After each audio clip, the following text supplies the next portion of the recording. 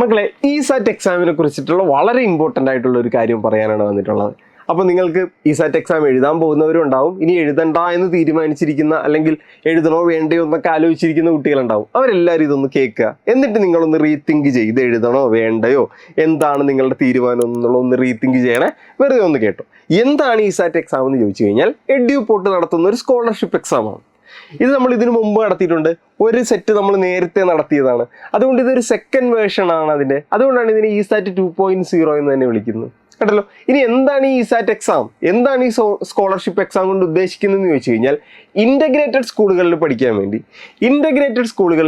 വേണ്ടി നമ്മൾ നടത്തുന്ന ഒരു സ്കോളർഷിപ്പ് എക്സാമാണ്. എന്താണ് ഇൻ്റഗ്രേറ്റഡ് സ്കൂൾ? ഇപ്പോൾ കുറേ പേർക്കൊക്കെ അറിയാം. അതായത് നമ്മൾ സാധാരണ ഇപ്പോൾ 10th കഴിഞ്ഞ് +1നും +2ലേക്കും പോകും അല്ലേ. ഈ +1ൻ്റെയും +2ൻ്റെയും കൂടെ തന്നെ നിങ്ങളെ എൻട്രൻസ് എക്സാമുകളായ JEE, നീറ്റ് ഇതിനൊക്കെ പ്രിപ്പയർ ചെയ്യിക്കുന്നതിനെയാണ് ഇൻ്റഗ്രേറ്റഡ് സ്കൂളുകൾ എന്ന് പറയുന്നത്. അതായത് നിങ്ങൾ +1 +2 സാധാ പോലെ പഠിക്കും, ഇതിൻ്റെയൊക്കെ കൂടെ തന്നെ ഒരു വർഷം അധികം പഠിക്കാതെ തന്നെ നിങ്ങൾ എന്ത് ചെയ്യും, നീറ്റിനും JEEക്കൊക്കെ നിങ്ങളെ പ്രിപ്പയർ ചെയ്യും. അതിന് വേണ്ടിയിട്ടുള്ള സ്കൂളുകളെയാണ് ഇൻ്റഗ്രേറ്റഡ് സ്കൂളുകൾ എന്ന് പറയുന്നത്. ഈ സ്കൂളുകളിൽ നിങ്ങൾക്ക് സ്കോളർഷിപ്പോടുകൂടെ നിങ്ങൾക്ക് നല്ല മാർക്ക്, അതായത് ഏറ്റവും ടോപ്പ് മാർക്ക് മേടിച്ചു കഴിഞ്ഞാൽ നിങ്ങൾക്ക് ഒരു ഫീസ് പോലും ഇല്ലാതെ ഇൻ്റഗ്രേറ്റഡ് സ്കൂളുകളിൽ പഠിക്കാം.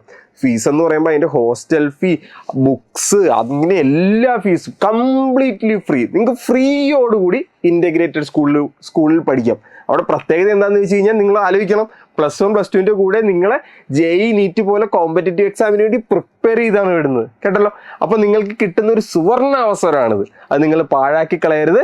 അതിനു വേണ്ടിയാണ് നമ്മൾ എന്ത് എഴുതാൻ പറയുന്നത്, ഈ സാറ്റ് എക്സാം എഴുതാൻ പറയുന്നത്. ഇതിന് മുമ്പത്തെ ഈ സാറ്റ് എക്സാമുകളും അതിൻ്റെ 1st, 2nd, 3rd റാങ്ക് കിട്ടിയ കുട്ടികളുടെ ഡീറ്റെയിൽസ് ഒക്കെ നമ്മുടെ ചാനലിലുണ്ട് കേട്ടല്ലോ. അപ്പോൾ നിങ്ങൾക്കും അതുപോലത്തെ ഒരു റാങ്കൊക്കെ മേടിച്ചു കഴിഞ്ഞാൽ നിങ്ങൾക്ക് കംപ്ലീറ്റ്ലി ഫ്രീ ആയിട്ട് എന്താണ് നമ്മുടെ ഇൻ്റഗ്രേറ്റഡ് സ്കൂളുകളിൽ പഠിക്കാം. ഇനി നമ്മുടെ ഈ സാറ്റ് എക്സാമിന് സിലബസുകൾ വരുന്നത് ഏതാണ്? നമ്മുടെ physics, chemistry, maths, aptitude, biology, ഇങ്ങനെ എല്ലാ സബ്ജക്റ്റുകളിൽ നിന്നും വരുമെങ്കിലും നമ്മുടെ മാത്സിൻ്റെ സിലബസാണ് ഞാൻ നിങ്ങൾക്ക് പറഞ്ഞു തരാൻ പോകുന്നത്.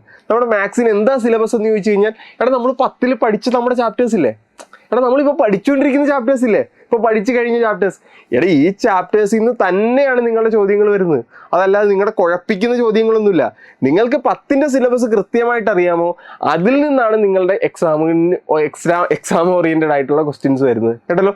ഈ സാറ്റ് എക്സാമിൻ്റെ ക്വസ്റ്റ്യൻ വരുന്ന മാത്സിൻ്റെ സിലബസ് ഇതാണ്. എന്താണ്? നമ്മളുടെ റിയൽ നമ്പേഴ്സ്, നമ്മളുടെ പോളിനോമിയൽസ്, നമ്മളുടെ pair of linear equations, quadratic ഇക്വേഷൻസും, അരിത്തമെറ്റിക് പ്രോഗ്രഷൻസും, ട്രയാങ്കിൾസും, കോർഡിനേറ്റ് ജിയോമെട്രിയും, ഇൻട്രൊഡക്ഷൻ ടു ട്രിഗ്നോമെട്രിയും, ആപ്ലിക്കേഷൻ ഓഫ് ട്രിഗ്നോമെട്രിയും, സർക്കിൾസും, ഇത്രയുമാണ് നമ്മളുടെ എന്ത് വരുന്നത്, ഇതിൻ്റെ ഈ സാറ്റിൻ്റെ സിലബസ് വരുന്നത്. അപ്പോൾ ഇത് നമുക്കറിയാവുന്ന കാര്യം തന്നെയാണ്. അപ്പോൾ ഇത് പഠിച്ചു കഴിഞ്ഞാലുള്ള ഏറ്റവും പ്രത്യേകത എന്താണെന്ന് വെച്ച് കഴിഞ്ഞാൽ, നിങ്ങൾ +1 +2 പഠിച്ചു കഴിഞ്ഞിട്ട് വീണ്ടും ഒരു തവണ റിപ്പീറ്റ് ചെയ്യാൻ നിങ്ങൾക്ക് പോകണ്ട എൻട്രൻസ് എഴുതാൻ.